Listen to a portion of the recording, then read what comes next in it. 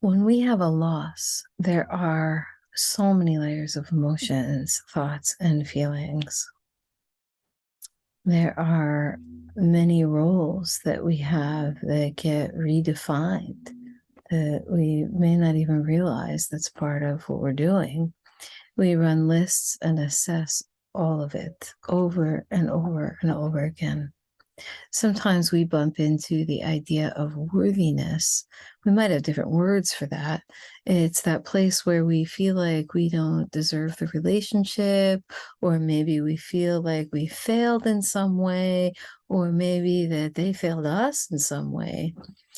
Other people may see it differently and try to convince us, but we are busy in our lists of convincing ourselves why and how things are now unfixable, or how others don't get it, or how we can't get over something, or that this is how it's now going to be.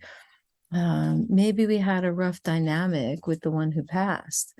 Maybe we're even estranged, or returning to take care of things brings up a past that was unhealthy and broken. Grief and loss is about the relationships with ourselves as much as it is with the other, even though they have passed. Who are we together and separately?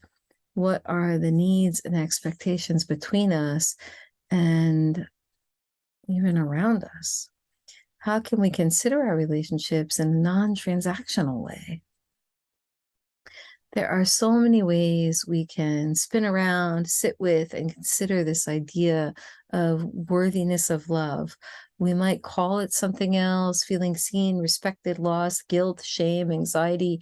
And if we strip all of that away, we can ask ourselves, what determines someone's value, someone's worthiness, our own or another's? Whose truth is more true? The way we criticize ourselves when we are lost and in pain, the way a loved one looks at us and relies on us when they are in their most vulnerable or tender times, the way we keep track of the wrongs of the past, the way someone treats us in the present, the way we know ourselves and our core, our values, the way we show up in the world, some of them, all of them, something else. These are not judgment questions. It's not like a pass fail, right, wrong. How do you reconcile these places is really more what this is about. What is the truth and whose truth is more true? We can ask to get the curiosity moving. What else is true, to help make a new list and open us beyond the spin of assessing and reassessing the same things over and over, moving into what else could be possible. Because so much of grief sometimes feels stuck, like we're never going to get through it. Whatever get through it even means, that's a whole other conversation. More than one thing can be true. We know this. We began to explore this here and will continue in more ways as part of this larger series. It's a grief series that you're stepping into here if you're watching this video. It's a free grief series, Between the Raw and Out. You can check the description for more details to sign up with me. I'm Birdi Sinclair at beginpeace.com for deeper content. Like and follow for more also. When we talk about worthiness, really we are talking about pain, loss of any sort.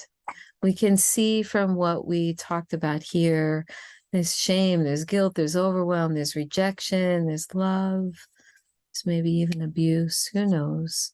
But it is in our power to reconsider our present and our future, to see our pain from another's perspective or a wider perspective, and to allow that to change and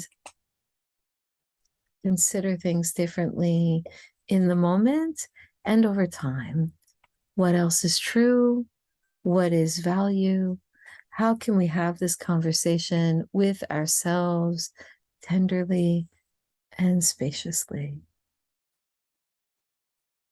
That's it for now. I'll see you again. Make some comments, like, subscribe. I'll see you in the spaces. Amo la vida di altro.